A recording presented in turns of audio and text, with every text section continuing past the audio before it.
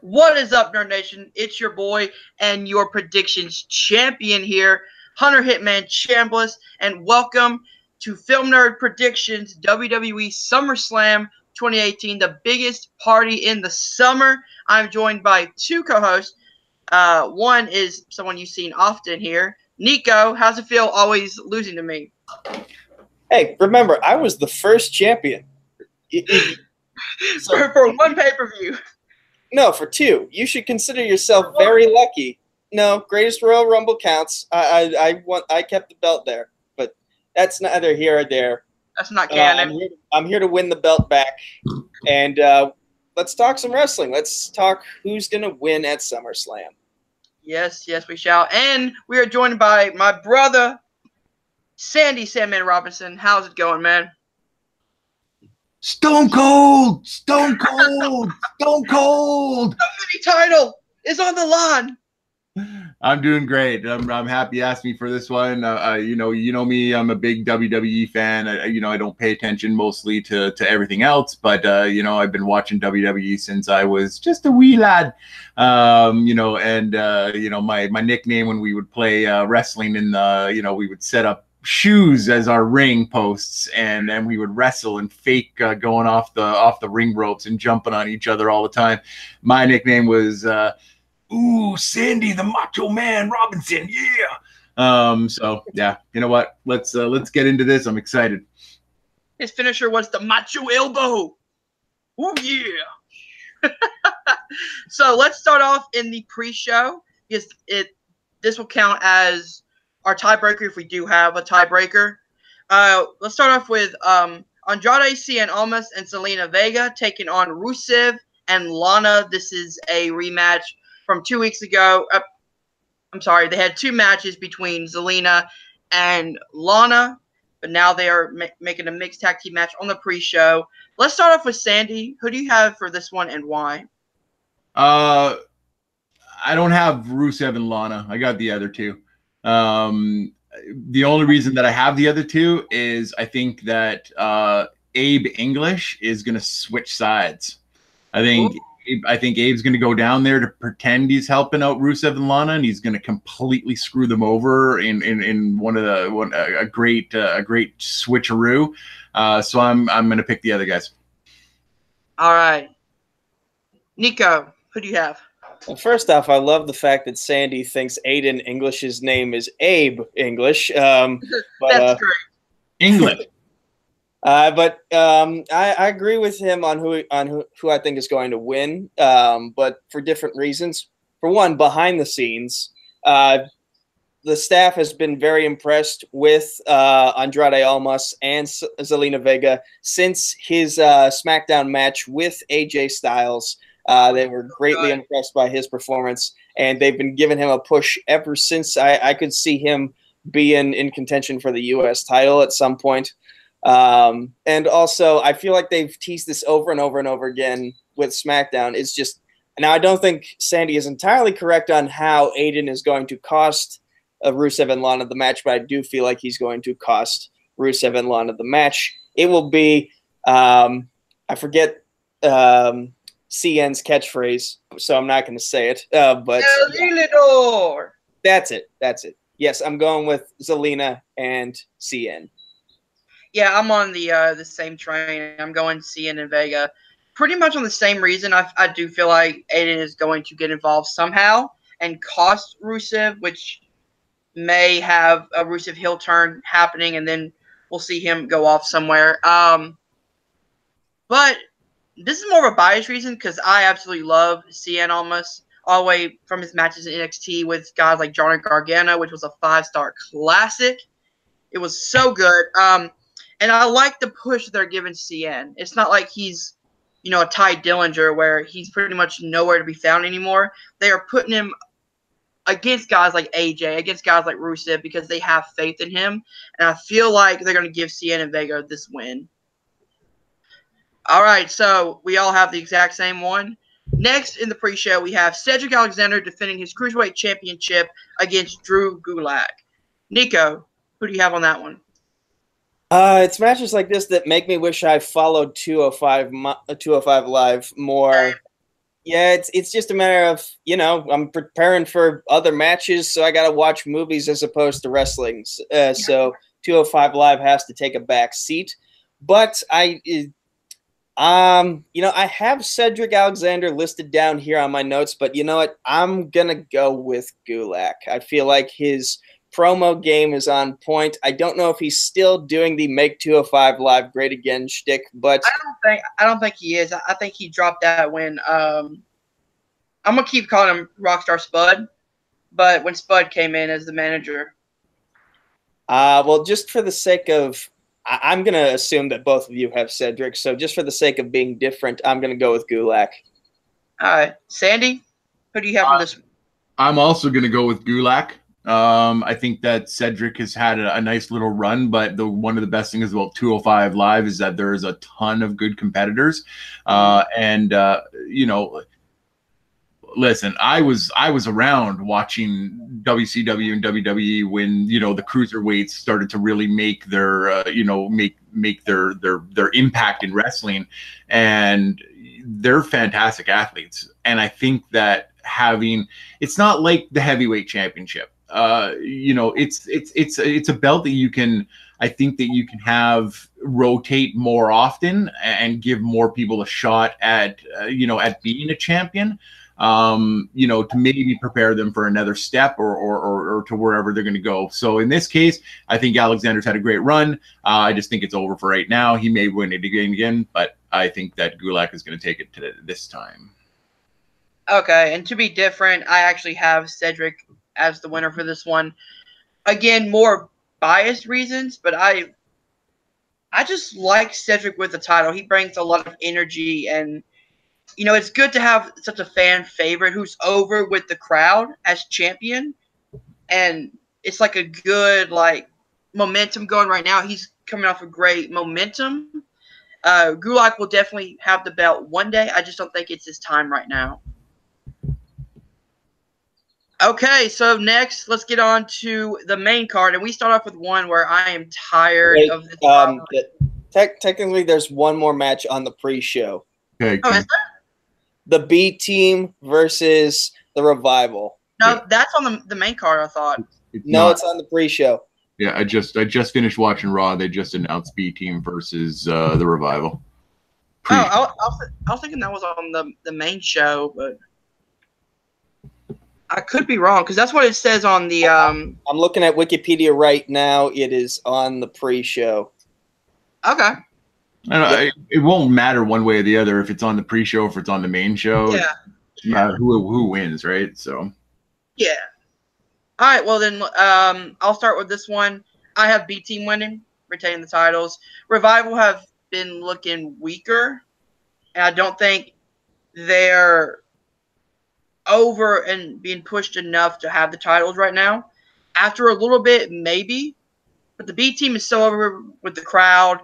Their gimmick is working so well, and I would like to see their title run continue just a little bit longer. Sandy? This one's a little tough for me because I really like the B Team. I like what they've been able to do with, they were pretty much, dead in the water after the Miz left. They didn't have anything to do, and all of a sudden they turned this stupid little gimmick, into, something that, people are coming in, with white shirts with, with Sharpie stuff. It's absolutely hilarious what they've been able to do and how over they are with the crowd. I don't like the Revival. I just don't like them. I don't like the way they wrestle. I don't like their gimmick. I don't like the way they hold themselves. But you mentioned something about Cedric Alexander last time, and being over with the crowd doesn't necessarily guarantee you your titles. And it's also a really, really great gimmick to get you more over if you lose it to somebody everybody hates, and then everybody wants to cheer for you to get it back. So I think that might be a possibility, but I got to go with B Team on this one just because I think they're just going to retain. The celebrations alone are worth them winning every single match. Yes. So that's who I'm going to go with. Nico? I'm going to continue the trend here and also say B Team. I feel like they've made a mountain out of this molehill that has just been like, since the Miz left, they have somehow pulled off the most incredible upset wins imaginable, and they're undefeated. And that's and the way they react to constantly winning when even they thought they shouldn't have won is incredible. And I feel like they can really keep that shtick going. Especially, I feel like they're going to win, and their next contenders will be the losing pairing between the Intercontinental Championship match, which we will discuss later on tonight. I can see that happening. So now that the pre-show is out of the way, now let's get to the main card. We have, starting off with one that I could care less about, Finn Balor versus Constable Baron Corbin. I hate this feud. They're just taking it from the Daniel Bryan Big Cass situation, bringing it over to Raw. I have Balor winning. Sandy, because I really want this feud to end. See, I'm trying to find out as like from a fan's point. And I hate to say this, but I'm trying to figure out what's best for business. Is it best for business to let the Constable? Because trust me, I hate Baron Corbin. I think he's a garbage wrestler. I think he has absolutely no charisma on screen. He's got no talent on the mic whatsoever. I want Finn to go in there and absolutely decimate him into little pieces. I would love to say the demon come out and take him down once and for all. I don't think that's going to happen. I don't know if making Baron Corbin look weak is in the plans. But I'm actually going to go with Corbin on this one.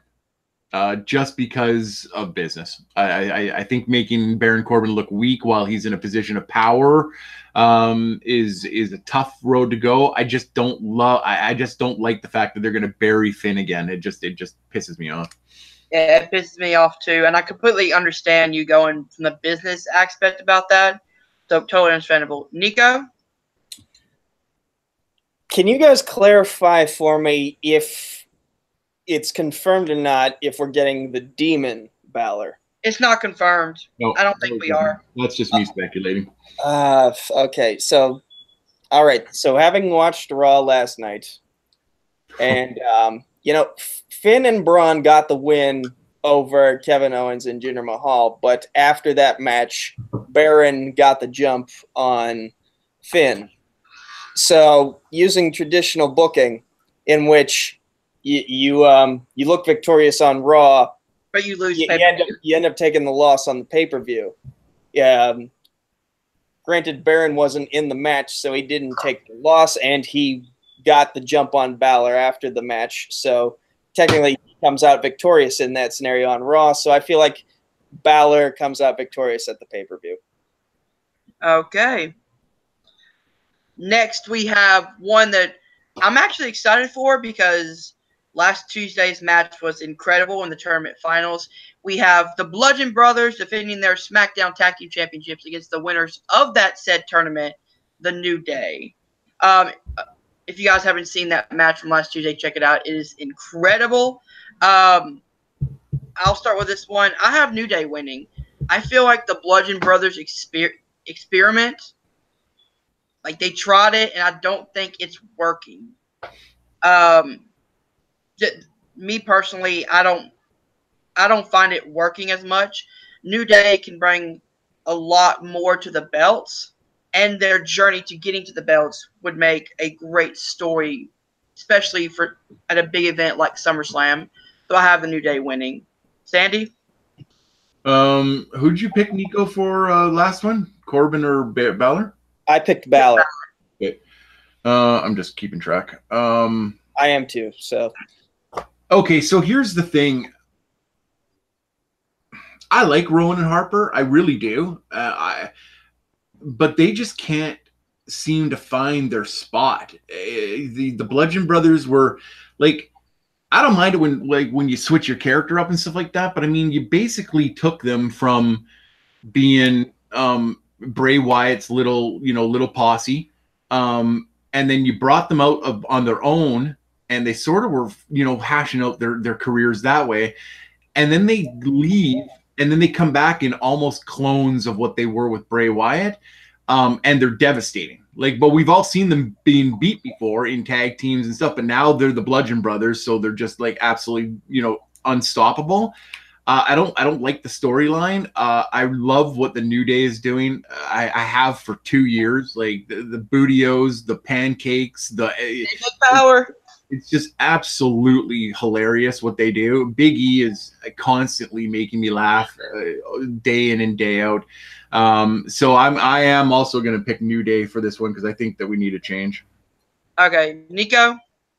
I'm a New Day mark, so I'm going to pick the New Day, but also a few months to about a year ago back, somewhere in between maybe 6 months, let's say, I heard something on Steven Larson's Going in Raw podcast that there was a rumor that they were going to try and have the New Day break the Dudley Boys record for most tag team championship reigns. And they were going to do it slowly over the course of like the next few years or so.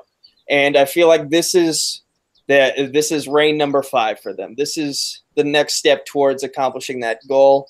And hopefully there will also be some singles aspirations for them, because I like that they're going because at one point you didn't have to break up a team to pursue singles titles as well. You could still be part of a team, part of a group, and pursue singles stuff.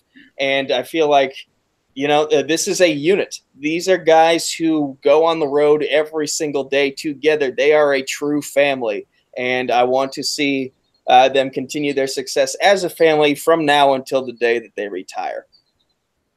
Yeah. I'm going to bring up something that is going to be a long-term prediction of mine. By the end of 2018, I see Big E as WWE champion. I feel like with where they're putting him and the fact that they put him in the championship tournament to see who was going to face AJ, they have confidence in him. The crowd's behind him. He's big enough to be a heavyweight champion, and the dude would hold it so well. I'll do you one better. They're going to freebird the WWE championship. Yes. That would be amazing. I agree with you. I think that Big E should get a singles push, but I need to see him feud with somebody on a solo basis for a couple of months. And you know who I think would be perfect for a solo program, I guess you can call it. I'd love to see Big E and Samoa Joe go at it for a couple of pay-per-views and just tear it down and man flesh, and just an absolute slobber knocker for a couple of months, and then accumulate it with a big match at whatever event, Survivor Series or whatever, and then maybe push him into a good spot in the Rumble and have him come out as the winner. I think if you're going to push Big E, if you're going to do it, you got to put him up against somebody who's got some clout and somebody that can match his power. And I think Samoa Joe, and whichever one of those comes out of it alive, I think you can push and make a good case for champion. Yep. I like that. I really like that. Okay, moving on. We have Braun Strowman taking on Kevin Owens for the Money in the Bank briefcase on the line. Sandy, why don't you start with this one? Oh, man. This is such a tough one. I love Kevin Owens. What he's been doing lately has really made me laugh. It's been super entertaining, the way he just chickens out and runs everywhere. But I'll be honest with you, I love what Braun's doing with Kevin Owens. I love the fact that he's chasing him and knocking him down with the shoulder things. And Kevin sells it so good with the 360 flips. It's such a good. I don't want it to end. Like, I don't want this feud to end. I want it to go on for longer. I want it to continue. I just don't know why they would make such a match if they weren't going to let Kevin win and take it. I don't want to see it. So I'm going to go with Braun Strowman because I'm hoping that Braun Strowman cashes in sooner than later, and we'll get to that probably a little later. So I'm going to go with Strowman to win over Kevin Owens. Yeah, and sorry, I forgot to mention the stipulation is if Braun gets disqualified or counted out, Owens loses entirely. Loses entirely. In any way, then he gets the contract. I'll go next. I have Braun winning, which we'll talk about a little bit later. Why? But I think Strowman is he's really found his stride and what he wants to do. And they're pushing him so hard. But it works. Because the reaction that he gets when coming out is insane. The dude has started as like the weakest member of the Wyatt family, and now if you look at 2018, he's the most over superstar in WWE. It's crazy. I have Strowman keeping the contract, and I really hope that they go this way with him. Nico? So first, I just want to clarify: we all picked the New Day, correct? Yeah. Yes, we all did. Okay. So once again, we're picking the same guy. In the original version of American Idol, Randy Jackson would always say, if he heard someone who was really good at singing, dude, you can sing the phone book. And I feel like Braun Strowman is the wrestling equivalent of that. Like, you give him anything, and he knocks it out of the park. And yep. I know it's crazy because, like, when he was with the Wyatt family, he was green as grass. And now here he is just like 2-3 years later. And he is the greatest thing WWE have going for them.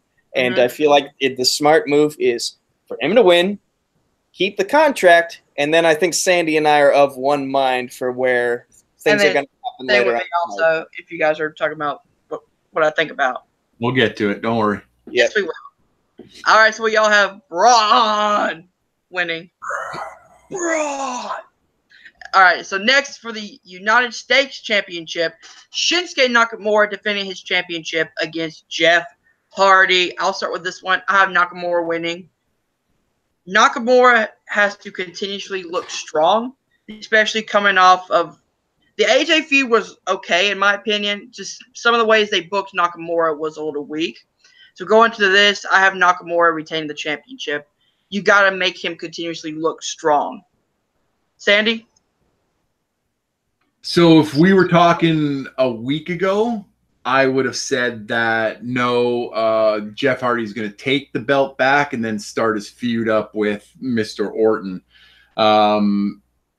But because we don't know what the status of Randy going forward is going to be, I do want to just say this for the record, man. Shinsuke, I've watched some of his matches from Japan.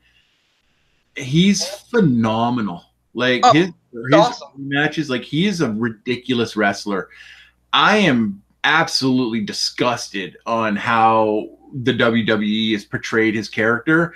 Him so low all the time, and that's like his new shtick. Is like if you turn your back on him for a second, he's gonna blast your balls off.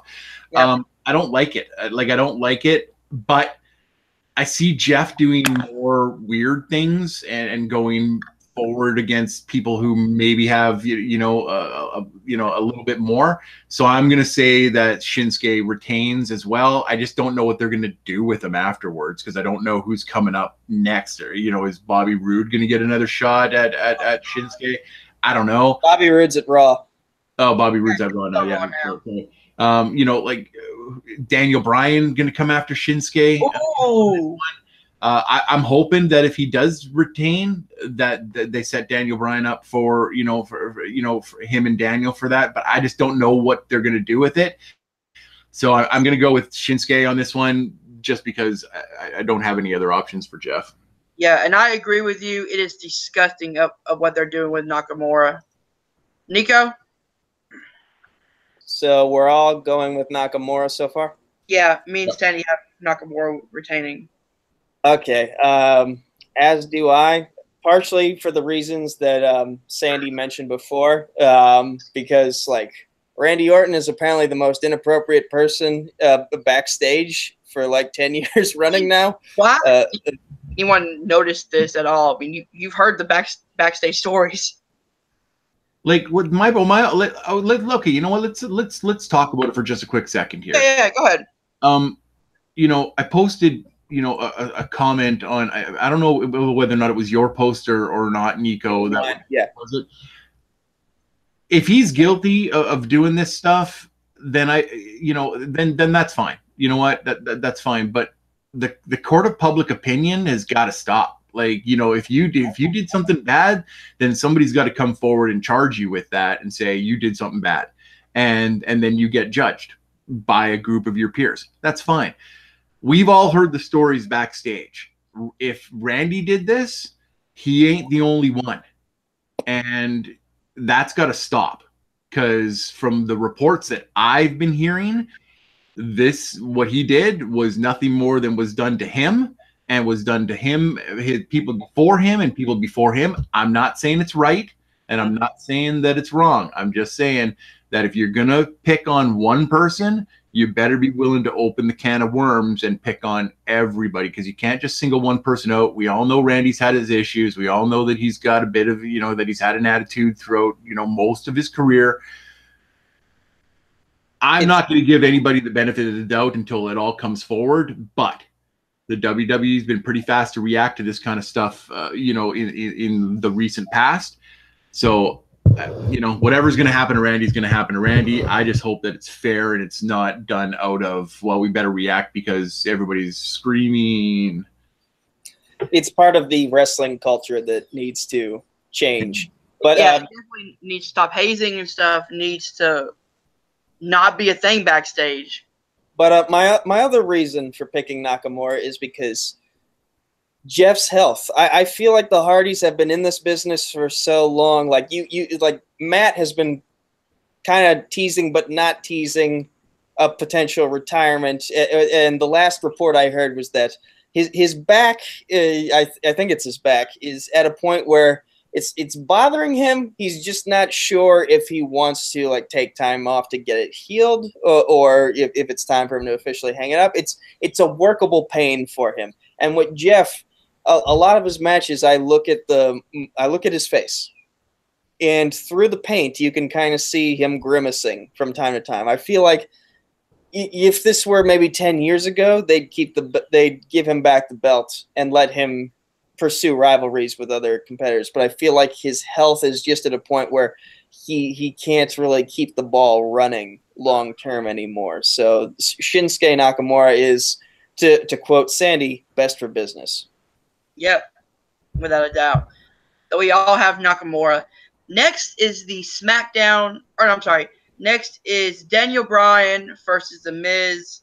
I'm super excited for this match because it's been a long time in the making. This is a great long-term story that keeps being brought up.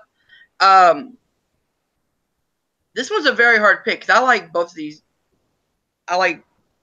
guys. Miz has slowly through time has developed his character way better and his in-ring prowess so much better. But Daniel Bryan just came back. You had him in that feud with Big Cass. I think it's time to give him a big win over a top superstar. I have Daniel Bryan winning. Sandy? This is tough for me. Again,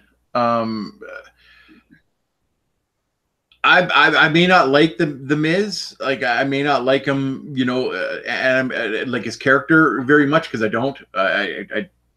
He's just an ass. So I've never been drawn to people like that for wrestling. So it's always a surprise to me when somebody plays it so hard. The Miz is the top heel in the business. I don't care what anybody says. He's the absolute top heel in the business. Daniel Bryan is probably one of, if not the biggest babyface of the business. So when you have the top heel and the top face going at it, especially considering how long this has been building up, when nobody thought Daniel Bryan was ever coming back, and the Miz was on that talking smack and absolutely just laid into him when he was. That promo was so good. So good, and so brutally honest, and you could tell Daniel Bryan walked off, but he wanted to jump on the top of that desk and flying clothesline him through the wall. But he didn't. So I think that this is the accumulation of all of that time, and I think this will be a one and done match. And I do think that Daniel Bryan is going to take it. But it could easily go the other way. Daniel could get so pissed off that he gets disqualified and just turns it into a fight for the next little while. But I'm still going to pick Daniel Bryan to win. So, yeah, that's mine. Yeah. Before we go on, are you hearing an echo? I just started to. Hear an echo. I think it's on Sandy's side, isn't it? It shouldn't be me. Hunter Hello? said something. Okay. Okay. All right. So, clarify for me. Has Daniel signed a new contract? I think his contract is up. What is it? October, I think. He hasn't signed an extension yet, but I think he will. Okay. So rumor has it, at least about a month ago, that it wasn't sure if nobody was sure if he was going to re-sign with the WWE, and therefore this run that he's been on has just been like Daniel Bryan's greatest hits. It's a farewell tour. That's why he was with Team Hell No, and I feel like there was even a rumored match with AJ Styles potentially down the line. I was originally going to go with Daniel Bryan, but then I looked at what's next after SummerSlam, and it's Hell in a Cell. And I feel like that realm of violence where Daniel Bryan can just unleash all of his anger and frustration out on the Miz. With still a thing, though? What? Is Hell in a Cell still a thing, though? I thought it was replaced by Evolution. No. Hell in a Cell is still a thing. Hell in a Cell is still a thing, and it's scheduled for the next pay-per-view after SummerSlam. Okay. I think The Miz is going to win it here, and I think they'll continue the feud into Hell in a Cell, and Daniel Bryan will get the win there. What they do after that is up in the air for me, but I feel like, especially with Miz and Mrs. on the USA Network, I feel like the ball is in Miz's court right now. So I'm going to go with The Miz, and I didn't hear who Sandy picked. He picked Bryan. Okay. Which, now that I'm thinking about it, this is a interpromotional match, isn't it? No, because they're both on SmackDown. I thought Miz... Oh, that's right. That we talked about the B team forming from the Miz being drafted to SmackDown. So I'm dumb. All right, so me and Sandy have Bryan. Nico has the Miz. I'm just excited for this match. This is, as I was going to say before, this whole rivalry really started back in the first season of NXT. And now that it's here, I'm super excited for it. So next we have the SmackDown Women's Championship on the line in a triple threat match. The champion Carmella defends the championship against Becky Lynch and Charlotte. I'll start with this one. I'm tired of Carmella's reign as champion. I think it's not working. I think she's making everybody look weak. I'm going to surprise people, but I'm going with Becky Lynch. And because I like the story they're going with her of constantly having to win matches and win hard-fought matches to earn this opportunity. And what a great Rocky-esque story is to have her win the belt by pinning Carmella. Charlotte's still protected. Carmella can take a loss, and Becky needs this win. She needs the title to really make this whole storyline worth it. So I'm going Becky Lynch is going to be the new champion. Nico? Okay, so the interesting thing about the SmackDown picks that we're making is that there's still one more episode of SmackDown to go before SummerSlam. Yep. So we're kind of making these picks without like one last night's worth of information. Mm-hmm. When I was thinking who's going to win this, I thought about Evolution, and I thought about which is coming up in October, and I thought about the story that's kind of being told between these three women right now. And Carmella, one of the things she said, I believe it was in last week's promo, was that Becky is kind of stuck in Charlotte's shadow. And so that made me think, how could this match possibly end? And for me, I thought to myself, Becky has Carmella where she wants her. Becky's about to win. And then out of nowhere, Charlotte Flair, daughter of the dirtiest player in the game, just comes in, throws Becky out of the ring, and capitalizes on a wounded Carmella for herself. I'm going with Charlotte for the victory, and I feel like we're going to get these two, Charlotte and Becky, culminating this feud, which starts here. This feud will end at Evolution with Becky Lynch finally holding the SmackDown Women's Championship for the second time in her career. Possible. I'm just afraid that they're gonna do Charlotte versus Carmella at Evolution if Charlotte wins it. No. Carmella's going to want her rematch at Evolution more than likely because it's a big stage. But Sandy, yeah, no, I'm okay. Nico kind of stole my answer, but it's I have a bit of a different take on it.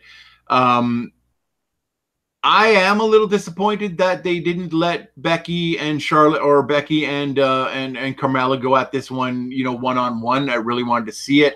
But the fact that they added Charlotte to it doesn't do anything for the match other than say that the WWE wants the strap on Charlotte again.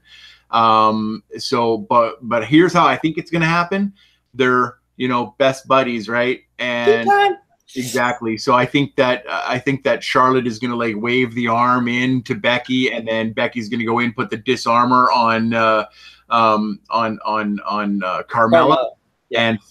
And then from behind, Charlotte's going to come in and put the figure 8 on Becky, and because what's her pickle, Carmella, who I can't stand, by the way, who will be disarmed. She will be out of the way, and Becky will be taken by surprise, and Charlotte will become the champion again because SmackDown is severely lacking in good female heels. And if anybody wants to say that Carmella is the top of the game for female heels, that is an absolute shame because she's horrible. And the belt needs to be taken off of her, and she needs to go on injury leave so I don't have to look at her for a little while. But Charlotte's going to take the championship. What would you guys think of? Wait, I just want to state that logistically, you can't put a figure 8 on someone who's got no. Carmella in an armbar. So I think you meant to say like natural selection. No. I still think it's going to be the figure. I still think it's going to be the figure 8. I just think that when Becky has the disarmor on, Charlotte's going to come out of nowhere, drop a leg or hit a kick or something like that. The disarmor is going to get broken, and then she's going to. Okay. You made it sound like it was going to be like a submission onto a person already. How would that work? It's not going to be no human centipede type wrestling move. She's going to kick him. The disarmor is going to get dislodged. Carmella's going to fly out of the ring because she's holding her arm. and then we get to listen to 2 or 3 months of Carmella going, I was never pinned. What would you guys think of a Becky heel turn? Maybe tired of being in Charlotte's shadow, and then Charlotte has to win, and then she comes in and puts the disarmor on Charlotte to win. Be a good turn, but I just don't think so. I think Nico has got it right. I think Becky is just. I think she's built her brand on just being this nice person. So I don't. Becky Balboa coming back from the brink of defeat, and I feel like the odds are always against her, and we stack the odds against her again. It makes a good long-term story that can culminate after a few months at Evolution. She was the first SmackDown Women's Champion, and she can win the title back at the first all-women's pay-per-view. And I think that's what's going to happen. So I mean, I'm not saying it's going to happen, that Nico is not the perfect way. I'm just saying, how shocking would it be if, like Becky was just tired of it and just like really went straight fire on Charlotte for it. Long term, it just wouldn't make sense. Like it would be like a Big Show turn where she's like so angry that she does heel things temporarily, and then they could hash it back out and be friends again afterwards. But like long term, I just don't feel like going heel at this stage is the right move for Becky. It's good shock value, but we've seen how making shock value decisions without any long term thinking to make those shock value decisions work have played out before. I'm just saying, like, you know, to me, them constantly bringing up that Becky's in Charlotte's shadow, that's got to get annoying after a while. And it really doesn't do anything for Charlotte to turn heel again, because that just shows again that Becky really is in her shadow. But I think that's the whole point. I think that that's what you want when you're building up a match, right? If your whole thing is to not worry about SummerSlam, because SummerSlam is going to take care of itself, but you're planning ahead to the women's, all women's pay-per-view, to Evolution. If you're planning a match that has so much on the line, not just the title, but friendship as well, that, you have that storyline to build over the next couple of months, because if Nico's right and we're getting Hell in a Cell in September, then the next pay-per-view is Evolution in October. So I think turning Becky heel is the wrong move. I just, as much as I like her, I just don't think she's got it in her. I don't think that she can pull a heel off for a long time. I mean, a Big Show type of deal where she just gets so frustrated and so angry that she just clocks Charlotte out. I don't buy it. You got to either commit fully, and Charlotte is the only one out of the two that has proven that she can play. I mean, like, she smacked her dad, for crying out loud, and made it believable. So if you're gonna make somebody heel, and you got to build up the roster of heel, wrestlers for the women's division, because there's just not a lot. Like, who's a heel? Who's a heel on SmackDown right now for women? Carmella.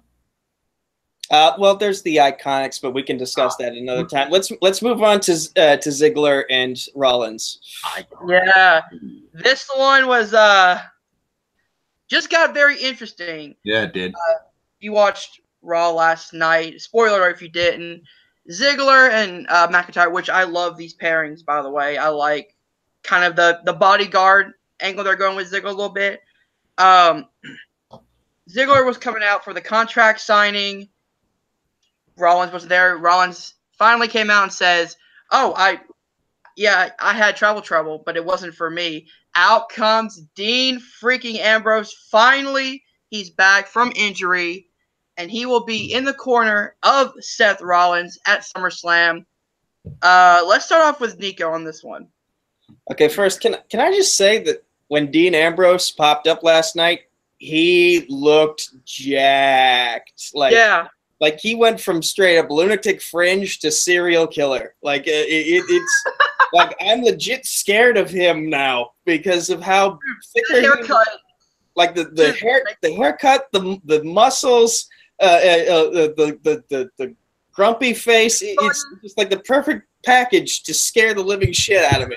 And like more so than Braun. Like Dean Ambrose literally scares me with this new look. And he essentially went back to the Dean Ambrose that started with when the Shield first popped out. Yeah, he like everybody. You can say whatever you want. Roman was the big, scary, big guy. Seth was the architect, but Dean was always the crazy one. He was always the insane one. He was always the one that was that, and he always had those intense eyes. But yeah, I'm with Nico on this one. When he came out last night, I was like, I was one of those people that was just on the corner of my couch watching, going, "Holy shit!" And to see and what made it even better was Dolph and McIntyre. It was their reaction, like McIntyre picking up the table and winging it out of the. Like they've sold that like a stone cold stunner on the Rock. It was absolutely perfect. And I cannot wait for that match. The Ziggler and Rollins feud has been so good, over a while. They've been well, I hate to use the catchphrase, but they've been burning it down every single match. So I can't wait for this match to happen. Okay, I never actually gave my pick. Nope. The hard thing about picking for this match is, it feels like this rivalry has gone on a bit too long and needs a break. But at the same time, with the introduction of Dean Ambrose into the mix, it feels like this rivalry just got new life. And I'm curious, can they maybe get like another month out of it or so? Because what do you do with the loser? That like I mentioned, they could probably feud with the B team, but I don't think they're going to turn Ambrose against Rollins, especially after such a big pop for him to return to. That pop was crazy, though. So, but at the same time, the Intercontinental Championship on Dolph and technically also on McIntyre is money, and these guys need gold on their shoulder to maintain the momentum that they've kept going for them. Because I genuinely feel like Drew is Universal Championship worthy at some point. Mm-hmm. So it's just a matter of what do you do? Who needs the momentum of this win more to heading into Hell in a Cell? And shoot, I'm gonna go with. I have Ziggler written down on my list, but I'm not totally committed. That's the thing. This is a really hard one to pick. Fuck it. I'm going to go with Rollins. I'm going to change my pick. I'm going to go with Rollins. Okay, I'm going to go next. Now, if we were doing this last week before Ambrose came back, I probably would have said Ziggler because they would have had McIntyre get involved again and kind of continue that. But with Ambrose coming back as pretty much Rollins' bodyguard to take out McIntyre, I have Rollins winning. I think Rollins did so many good things with the belt. Bringing back the fighting champion, bringing back the open challenge each week. You saw the Intercontinental Championship on TV, and you saw him defend it each week in great matches. Ziggler has been doing well with the belt and McIntyre, and you can continue that into Hell in a Cell with Rollins as champion, with Ziggler going for the belt in Hell in a Cell. So that's where I see it ending, is in a Hell in a Cell match, IC title, with Rollins as champion, as Ziggler as the challenger. So I have Rollins winning. Sandy?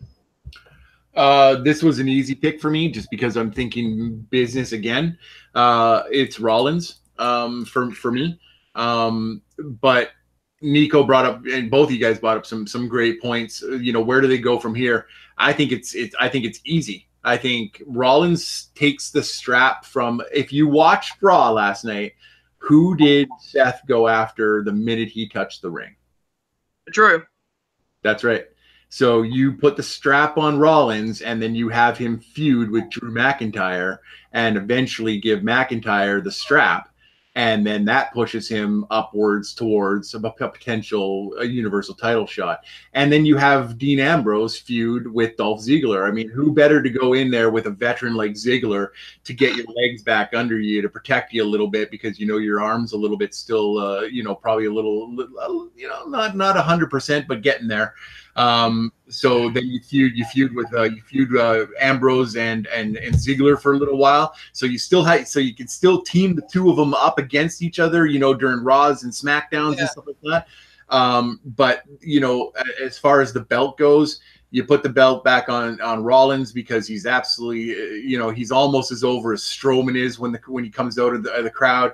And Drew is probably one, if not the biggest heel right now on Raw.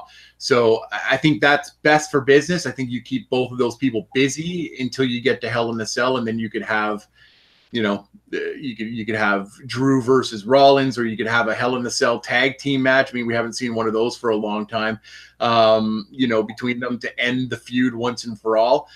Or you have, Rollins and McIntyre all by themselves in a Hell in a Cell with McIntyre coming away with the title. So Rollins for the win, but that feud's going to keep going for a little bit, I think. Yep. I like everything Sandy said, but there's one thing that scares me. It's when he said Rollins versus Drew for the Intercontinental Championship. And here's why that scares me. It feels like every time that belt gets put on a member of the United Kingdom, that superstar's career kind of takes an unusual downturn. I'm having flashbacks to Wade Barrett, and I'm having flashbacks to when Drew was the Intercontinental Champion, and he kind of started getting buried by Kane because of issues that he was having with his ex-wife at the time. And it just like behind the scenes stuff spilled into booking. It was a weird situation, but still, like, it feels like for the past couple years, when a European has gone after the Intercontinental Championship, it hasn't worked out as well for them as it should have. So I'm hoping the curse has been broken after the past couple of years, and Drew can make the most of it. I think you're right. I absolutely 100% agree with you on that point. But I will say this, just to pile on it. That was a different time. Drew is a substantially different person than he was. He's just like Jinder. He went out, he took the time. Both him and Jinder are two of the most transformed superstars that we've seen in the last couple of years for sure. And I don't think that, I think that also back then, the heavyweight titles, I mean, AJ's the only one that's the heavyweight championship that's showing up every single night. The Universal Championship, as far as I'm concerned, means about that much because Lesnar's had it for so long, and I just don't care. I just don't care. I know that Paul said it, years ago that, having a title on somebody for a long time makes the title, more special. Bullshit. It does not. I want to see the championship defended. I want to see people fight for it. Doesn't mean you have to like drop the title all the time. It just means that it's being defended, that it's there. You can see it. And just because Lesnar's showing up 2 weeks in a row to, before a pay-per-view, well, guess what? That always happens. So I think that the Intercontinental title as well as the U.S. title have become much more important in the grand scheme of things because we don't have a constant defending of the Universal title. So I think if Drew wins, I don't think the curse exists anymore because I think the IC title has gotten back to a stature of where it was back in the 80s. Yep. What's next? Have I said mine? Yeah, I think I did. All three of us picked Rollins. Yep, we all picked Rollins. So let's go on to Lesnar versus Reigns for the Universal Championship. Oh, we're going to that one first. Wow. It's in all order. I didn't go in any particular order. I run down. Go with AJ and Joe next. AJ and Joe? Okay. Yeah. So we'll go AJ versus Samoa Joe for the WWE Championship. I've got AJ winning. While I think Joe is a great heel, I would like to see this rivalry continue a bit more, going into Hell in a Cell, and then going into somewhere else, and then going into somewhere else. Because I don't want this to be a one-and-done match. I feel they could make a lot out of AJ Styles versus Samoa Joe. Two guys who are best friends and have really wrestled everywhere with each other and can make good feuds with other people, including themselves, against each other. So I have AJ winning and continuing the feud into Hell in a Cell. Sandy? Question. You guys know more about this than I do. What's Samoa Joe's status in the WWE? Is he part-time? Is he just on? Here's the thing. I believe he suffered a minor injury after the draft and when he was brought down to SmackDown. And then they were just like, let's hold off and see where we can put him in the right spot. Yeah. And the right spot was in the title picture because he has still had so much momentum from the Lesnar feud of last year onward. Like, his promos sound like something out of a Quentin Tarantino movie, that regardless of how long you keep him on the shelf, he is still going to have such a large impact when you bring him back. So, and that perfectly answers my question. So Thank you for the info. I'm going with Samoa Joe on this one. I think Hunter's right. This feud needs to continue, and it needs to continue for a little while. And I think the only way you do that, with it not being a one and done like the Samoa Jones Reigns feud,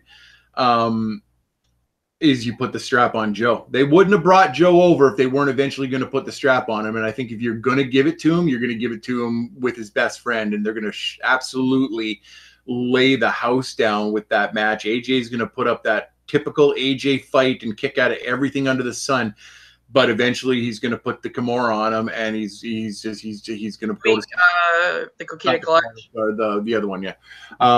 But it's a rear naked choke with a weird grip. Exactly.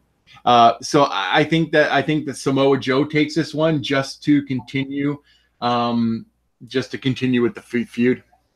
Like I said, I don't care who wins this one. I'm picking AJ. Probably, again, another biased pick, but I like both these guys. I follow these guys from TNA, so yeah. Nico?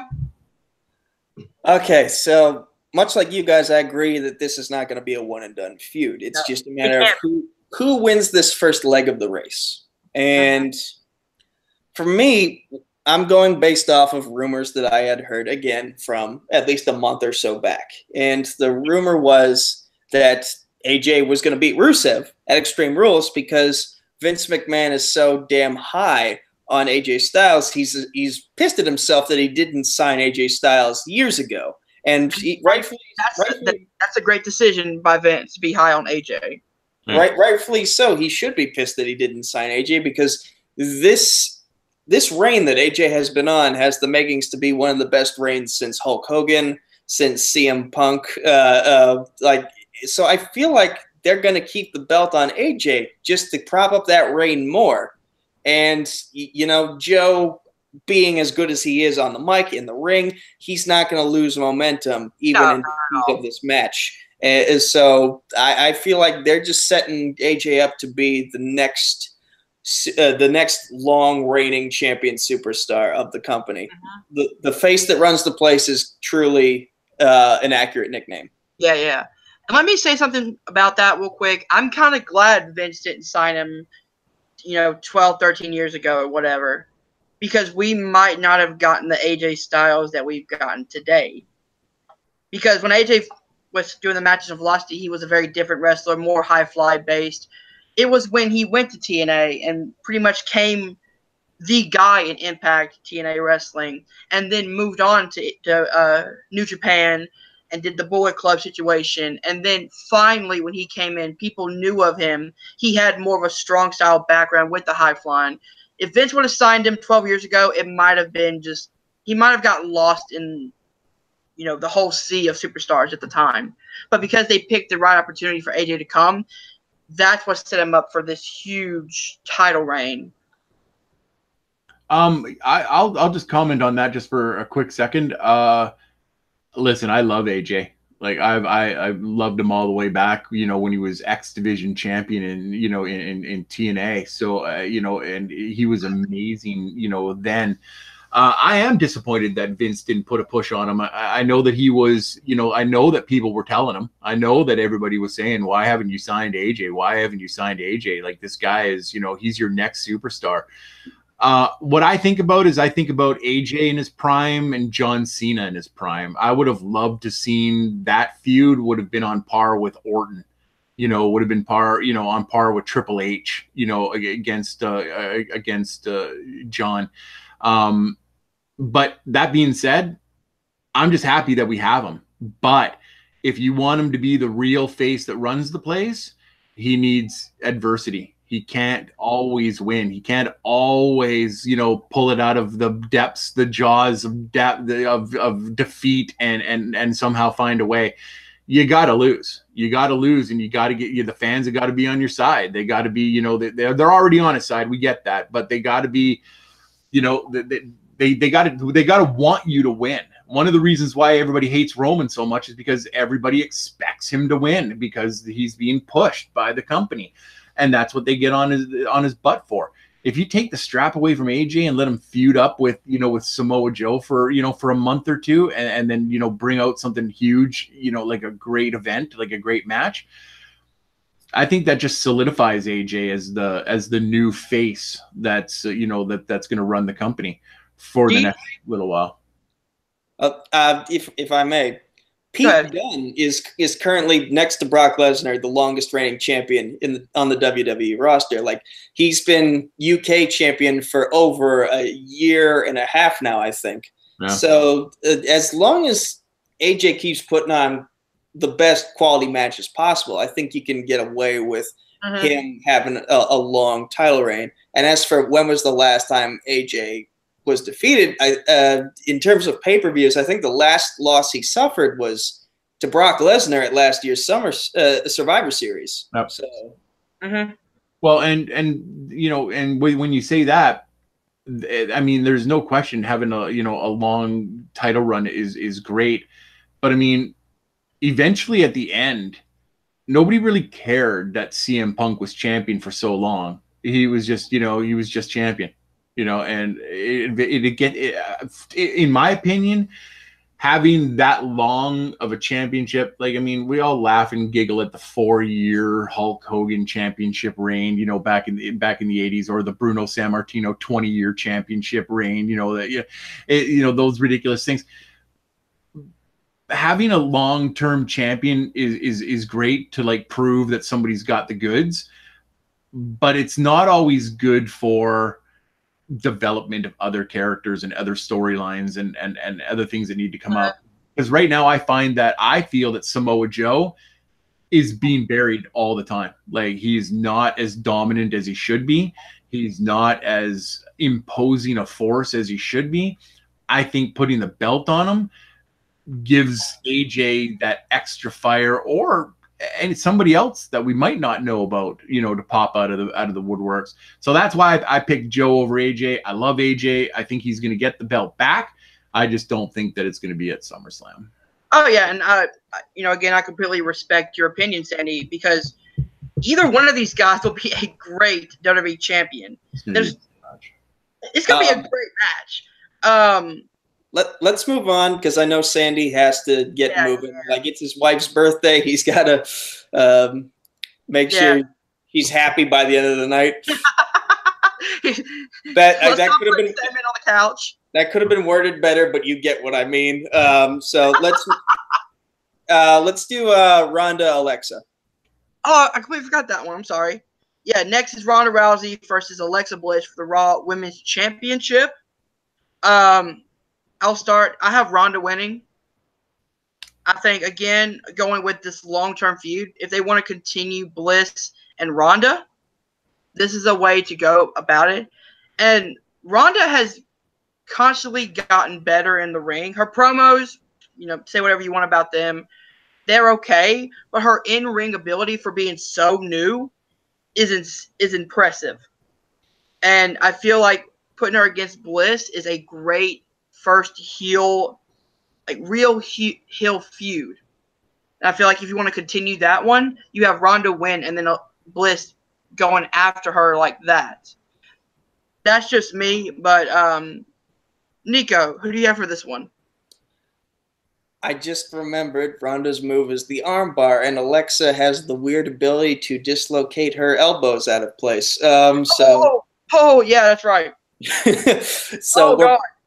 So yeah, I think that's what's going to happen is, especially after that Jim Neidhart tribute that Ronda gave at the start of Raw last night. Awesome.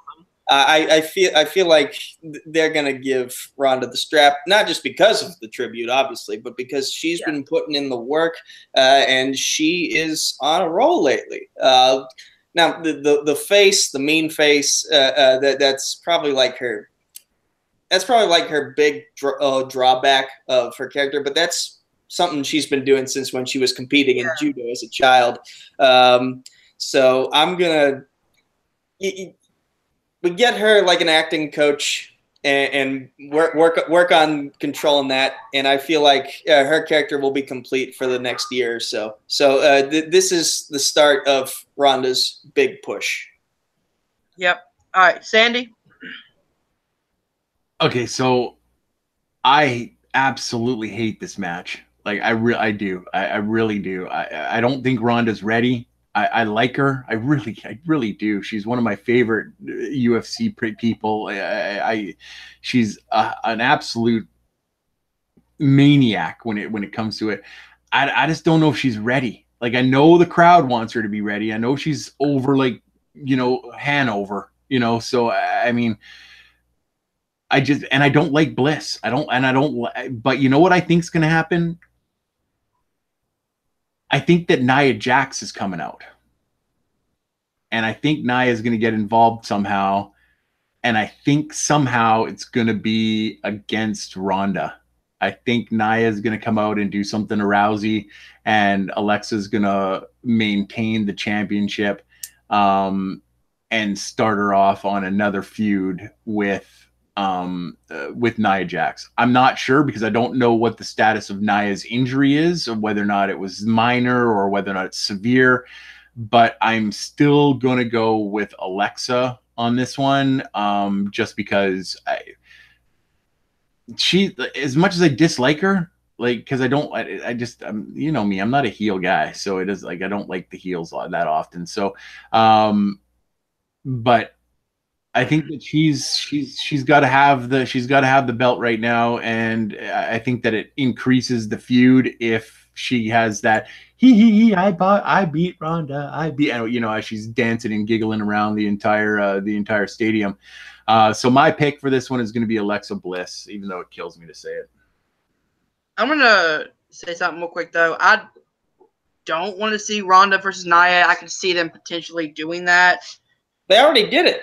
They've already did it, and it was good. It was good. It just ended in a finish that nobody was happy with because, actually, they were kind of happy with it because they got a cash in, which so that was exciting. So, in terms of anything though, with the cash in, I could see them going with Nia going after Bliss, which causes a DQ. That kind of protects both of them. I don't want them to do that because it is SummerSlam, but I could see them potentially doing that. Reason I'm going Ronda is because I'm gonna say that I think Ronda is ready. I think she could have a dominant championship reign, and then when someone finally does beat her and give her her first loss, it means so much more because she's still undefeated. And I think if you find somebody who's ready and who can really take the belt from Ronda, then you let Ronda lose the title there, which actually elevates it more. See, I don't know. And I respect what you said. I just have you been watching her in the ring? Like to me, she looks dangerous. Like to me, she looks like she's just not. She doesn't have a handle on the wrestling aspect of it, like the professional wrestling aspect of it. She's got her judo down like nobody's business. When she's flipping people, it looks like she's going to tear their freaking arms out of their sockets. So I just, that's what I mean about not ready. I don't know if she's safe enough to be champion. I don't know if she's trained enough, in professional wrestling. We all know that she's a great MMA person. She knows her stuff, but that's reality. And this is kind of. I can tell you that when she was still an active UFC employee, she and Shayna were constantly training in wrestling, I believe, with Josh Barnett. Yes. So she is. So I've looked at her punches in terms of wrestling, and I feel like she's doing a good job pulling them. Yeah, pulling back. Maybe a tiny bit too much because it's reminding me a little bit of Shane McMahon's weird robot punches. But I think she's got a grasp on the striking for wrestling. She's definitely got a grasp on the throws for wrestling. She's taken bumps well. If anything needs work, again, I feel like it's her mic work and her facial expressions because that's something that she's been struggling with since when she was a child athlete moving on into the UFC. Let me say something that. Go ahead, Sandy. No, I was just going to say I respect that. I mean, I'm more of a fan. Nico comes from it as from an actual MMA background, so I mean, I get that and I respect that. just for me, it just looks like when she's, especially with poor Alicia Fox.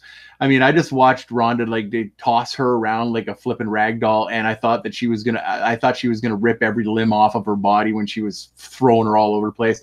So to me, it didn't look safe. But if Nico says that she's put the work in, you know, and you know, then I respect that. It doesn't change my choice, but I want her to be successful because I want her MMA career to be over and her to transition fully into WWE superstar. I don't want another Lesnar. I want somebody I want a Ken Shamrock. I want somebody who's done this part of his life and moved over into this part of their life and made a success out of it. So that's what I hope. You know, but you're right. I agree with you 100%. She needs an acting coach. She needs a facial expression coach. Maybe she needs to sit down with some Disney artists, you know, because they're always looking at facial expressions and get some tutoring. But I mean, I love her.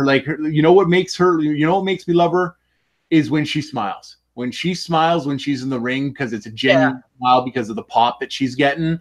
It makes you love her. It makes you absolutely love her because you can tell that it's genuine emotion and that smile. Someone who's a fan. That's someone who is a fan of professional wrestling since she was younger, and that's that fan coming out of her when she smiles and she comes out to the applause and everything like that. That's what I like seeing. What do you guys think of the rumor of her being with Paul Heyman as the first Paul Heyman girl? Ooh. You hear from mouthpiece like Heyman, who's not with Lesnar anymore. Apparently. Well, last night's Raw might suggest I think that was we'll get to in a minute. Well, I feel like it's too soon to make it's too soon to talk about that possibility until we figure out what happens after the main event, which we should probably start discussing right now. Yeah. Yeah. Sandy's face when I brought that up, he was like, all right, so let's move on to the main event. It's the match that no one wanted to happen that's happening for the 5th time.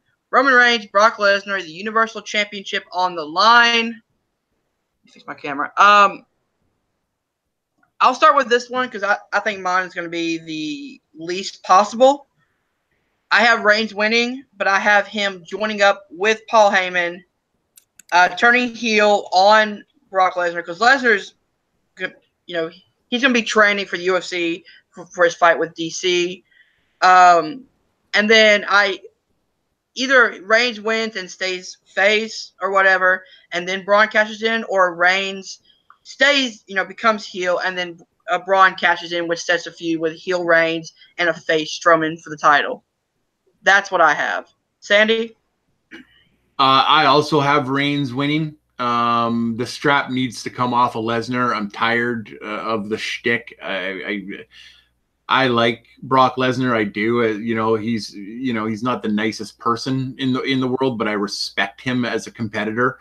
I respect him as, an MMA fighter and as a wrestler. I mean, the guy's, stupid strong and talented, and he's got all that going for him. I just want to see a champion that's there. I just want to see a champion that's there. I want to see the red belt. I want to see that more often. I'm along the same lines as Hunter on this one, but I don't think it's going to be a heel turn. I think that Paul Heyman screws Lesnar and Reigns gets the win, or Paul Heyman screws Lesnar by signing Ronda Rousey, and Ronda Rousey comes out as a fellow ex-UFCer and distracts Lesnar just enough, maybe with a punch or an arm bar or something, and Reigns, he turns around after getting hit by Rousey and right into either a spear or a double Superman punch or whatever Reigns wants to use this time, and puts him out and that's what makes him leave. And then you've got Reigns and Rousey already under the blanket of Paul Heyman as the new Paul Heyman people. So in any way it's going to happen, I'm excited for this match. I know that I am excited for this match. I love Roman Reigns. I do. I'm one of the people that defends him, unabashedly defends him. I hate the fans because I can't stand them. I I've said it. I've said it 1,000 times. Like you paid your money. That's good. Go watch some entertainment. You didn't pay. You don't pay your money to go and boo somebody just for the sake of booing them. He's out there working his ass off. It's just like Cena. It's just like anybody else that people decided to boo. They're out there working their ass off. You know, come on, give them. Unless they're being a heel, cut them some slack. You know. But anyway. I digress again. Reigns for the win, however it happens, whether or not he joins Paul Heyman or not. I think it's going to be a dirty finish, but I think it's going to be a finish that needs to happen, and I think that Reigns gets the strap. Or you have a cash in? Oh, no, I have a cash-in coming too. So regardless of whatever happens, I think that if Strowman is able to beat Kevin Owens, or Kevin Owens is able to beat Strowman and take the contract, I think no matter what, I think somebody is going to try to cash in at the end of that match, because I think however it finishes, it's going to be a slobber knocker. Like it's going to be an the Jim Rossiya down there. It's going to be a beatdown. Like there's going to be some pain in this match. So however it happens, I think we're going to see a cash in or an almost cash in. But Reigns wins, Brock's done, something happens. All right. Nico. So I'm kind of surprised that no one picked Brock, but I don't know why I was surprised that no one picked Brock. But yeah, I'm going with Roman, but how we get there is the main question for me, because like, why would Roman team up with someone who just last night pepper sprayed him right in the eyes? What was on the note? I feel like Heyman did that to lure Brock under a false sense of security, so that it's so more sweeter when he screws Brock over at SummerSlam, and then Roman beats Brock with the help of Paul Heyman, but they're not officially affiliated. So once Roman is raising the title in the air and everyone is going boo because everyone is a jerk and they don't realize that Roman is cool, and he's not. All of a sudden, this is where Heyman pulls out the pepper spray again, gets Roman in the eyes, and then we just hear Braun. Dun, dun, dun, dun. Power slam. 1, 2, 3. Strowman is the new Universal Champion, and the crowd goes home the happiest they have in months. Wait. You're having Heyman? I'm having Heyman and then join Braun? Or screw job. Yeah, I'm going with a double screw job here. I don't know if I like that or not, because then, like the way you said it, it's like Braun's going to join Heyman. Now. It doesn't have to be like an official joining of Strowman and Heyman. It could just be Heyman getting his own little revenge on both of them, and then Braun just capitalizes on it. The audience can read into it, and they can leave that open-ended for interpretation for the next night on Raw. But the way I see it, Roman wins, then Strowman capitalizes on Heyman's revenge. I think that's what we all have. It comes down to how that's going to happen. Nico, the only problem I have with your way of thinking, and it's not against you or anything, it's just where would they go with Heyman after SummerSlam? That's what I'm. That's what I'm worried about. He could take some time off backstage, and they could wait a month until and then after Hell in a Cell, they can set something up for him there. Like, time away is good. So let's see where things play out. He doesn't have to be on TV every week. What about this? You don't have to have him on TV every week, but just go ahead, Sandy. What about this? What if Finn beats Corbin? Now I know I picked Corbin, so let's say I'm wrong and Finn beats Corbin. Well, right now, Kurt Angle is like legitimately, the bitch of, Corbin and Stephanie McMahon. What if Corbin loses and Stephanie is not happy with either one of them? And what if Roman Reigns wins against Brock Lesnar and Stephanie's not happy because somehow Kurt made this happen? What if Paul Heyman becomes the new general manager of Raw? Ooh. No Constable Corbin, no Kurt Angle, just Paul Heyman as the general manager. And here's the thing, he's enough of a kiss ass in character that it would be believable that he would answer every whim of Stephanie McMahon. I kind of like this. Yeah. So that solves the what does Paul Heyman do after he screws over Brock Lesnar or screws over Roman Reigns or whatever. That could solve that whole issue. While I like that idea, I don't know how I feel about having a heel GM again. Well, they've got Paige. They've got Paige on SmackDown to balance things out. You've got a heel. You've got a face GM over on SmackDown. You had a heel GM before. Well, not really. I guess they had Foley and then they had Kurt Angle after that one. So they've always had a face GM. But I don't think that you need to. And I think you need somebody that is a little bit, licking at the boot heels of Stephanie McMahon that, it makes it more believable. And then it frees up. And as much as I hate this, it frees up Corbin to go back to just being a wrestler and getting, involved in storylines and maybe improving his skill set a little bit. Although I still think one of the most difficult moves to pull off is the end of days. I think that it's one of the coolest finishing moves. It's a cool finisher move. I just don't like Baron Corbin as a wrestler. Me neither. I wish that finisher was on somebody else. But yeah. I also don't think that it's out of the realm of possibility that Kevin Owens beats Braun Strowman and then becomes the new Paul Heyman guy. And cashes in after Heyman screws over both Roman Reigns and Brock Lesnar. There are so many possibilities. I mean, the three of us could be the writing team for WWE and do a decent job at least as decent as. I even had a funny idea that I heard rumors going around was that I don't know if I want this to happen, but Balor comes out with Gallows and Anderson, causes a DQ, beats up everybody. Then Heyman comes in and he's now managing a faction, which is the Balor Club. Balor turns heel, Gallows and Anderson by his side, Paul Heyman is their mouthpiece. Yeah. And then you can set Balor for the Universal Championship against Reigns. Or have Reigns win the title, then have Balor Club come out and beat both of them up. Heyman comes in, says, "This is the Balor Club.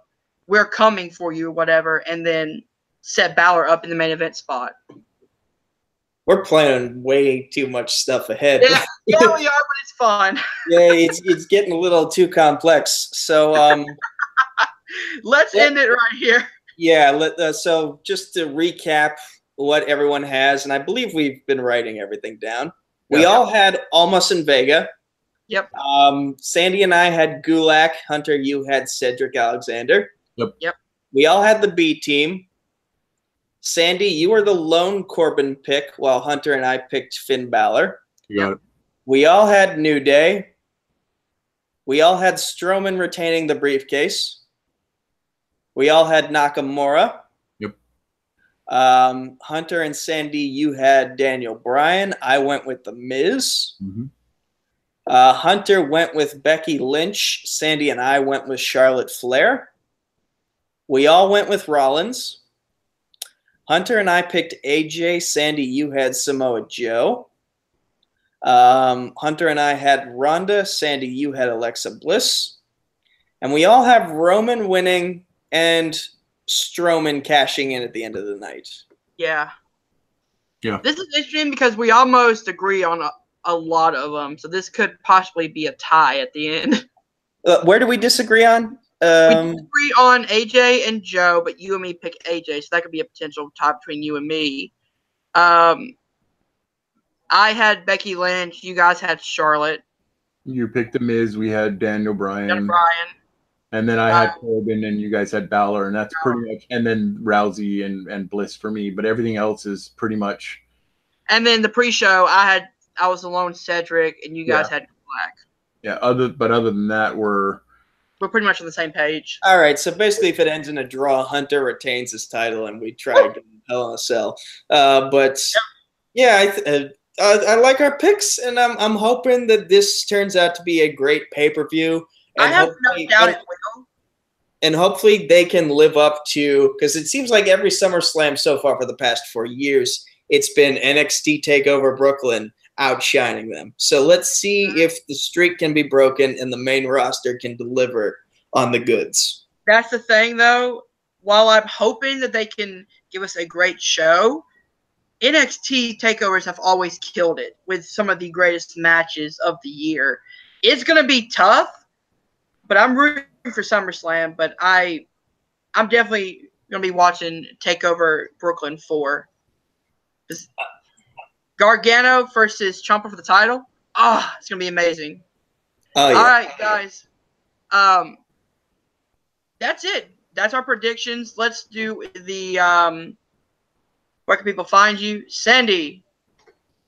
Oh, you guys can find me all over the interwebs doing trivia, in Full Metal Trivia, commissioning Full Metal Geek, which will soon transfer over to Worldwide Movie Geeks. You can find me on Facebook and Twitter at srobinson1799. Like Chris Clark likes to say, those numbers mean nothing.